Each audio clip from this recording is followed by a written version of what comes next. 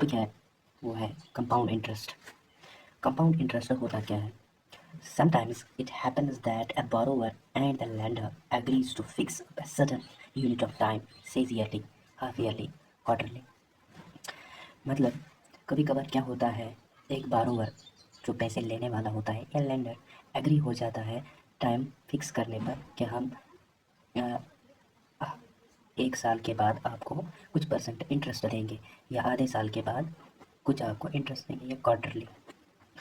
Means that 1 साल में 4 quarter आते हैं कि क्वार्टरली हम इंटरेस्ट पे करेंगे। लेकिन इंटरेस्ट हम सिंपल इंटरेस्ट में भी पे करते थे। यहाँ क्या डिफरेंस है? The amount of the first unit of time becomes principal of second and so on. इसका मतलब क्या है? For example, this is person A and this is B. ये जो ए है ये लोन देता है किसको? बी को। ये लोन बी को देता है। Suppose the loan is 100 and it gives it to B. B ने लोन लिया फॉर ए टाइम। कितने टाइम तक लोन लिया? फॉर एग्जांपल, इसने बोला अब मैं ईयरली आपको 10% पे करूँगा। 100 का 100% होता है 10 रुपये। यानी कि फॉर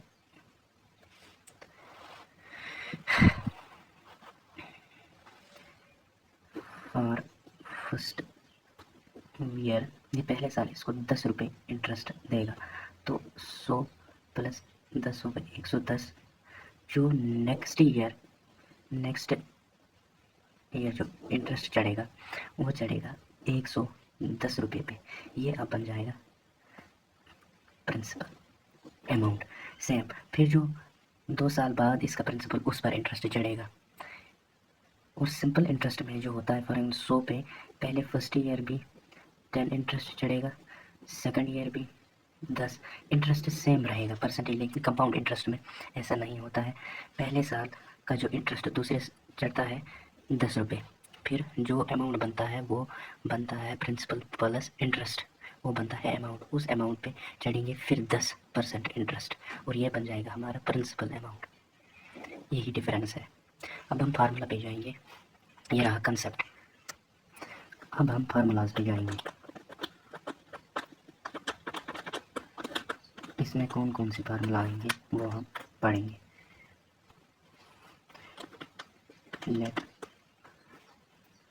हम लेट करेंगे पी हमारे पास, जहाँ पर पी फार्मूला वो है प्रिंसिपल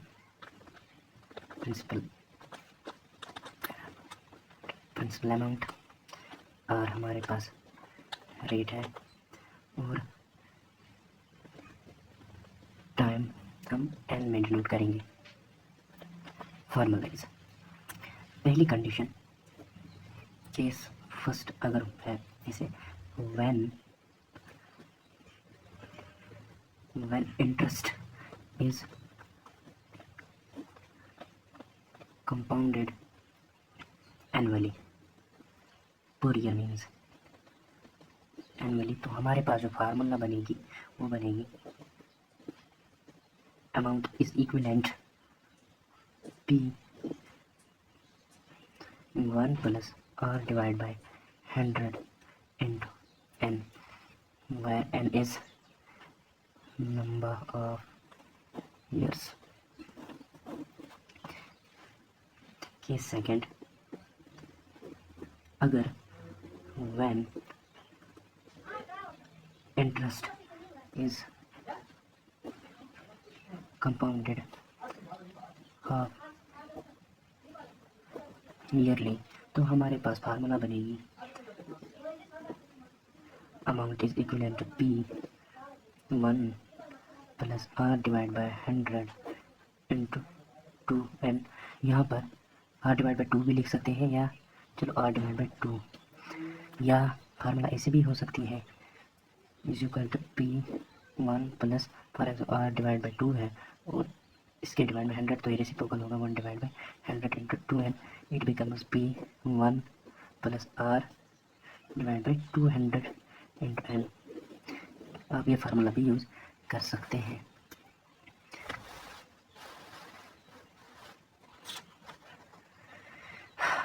अब हमारे पास ये केस भी आ सकता है, case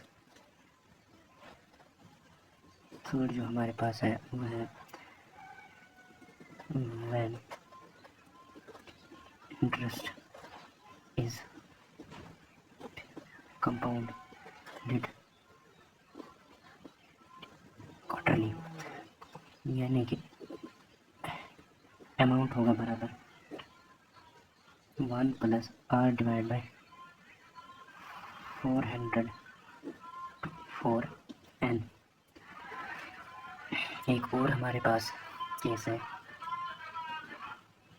case fourth, when interest is compounded annually but time is in fraction, example 3 2 by 5 years। For example ऐसे फ्रैक्शन में टाइम आएगा तो हम इस फार्मूले से निकाल सकते हैं। अमाउंट इज इक्वलेंट 3 साल के लिए अलग 1 प्लस r बाई 100 इंटू 3 और इंटू करेंगे 1 plus 2 by 5 into r divided by 100। यह फार्मूला हम यूज़ कर सकते हैं।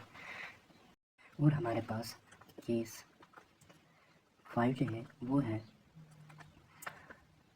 when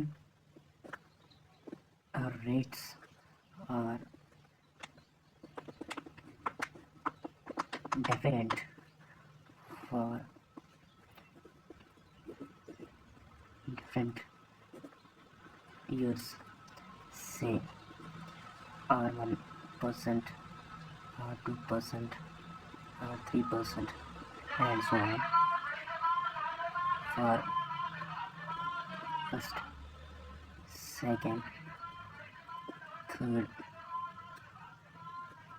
year respectively. अगर ये हुआ कि एक साल में रेट 5% रहती है, दूसरे में 10, तीसरे में 15, तो हम ये फार्मूला यूज़ करेंगे। Amount is equal to P1 plus R1 divide by 100 multiply 1 plus R2 divide by 100, यानी इन दो के दरमियान मल्टीप्लाई की रिलेशन है 1 प्लस R3 डिवाइड बाई 100। अगर ज़्यादा होंगे तो एंड सो ऑन। ये हमारे पास फार्मूला, इतने फार्मूला थे जो हम यूज़ कर सकते हैं। अब हम क्वेश्चंस करेंगे।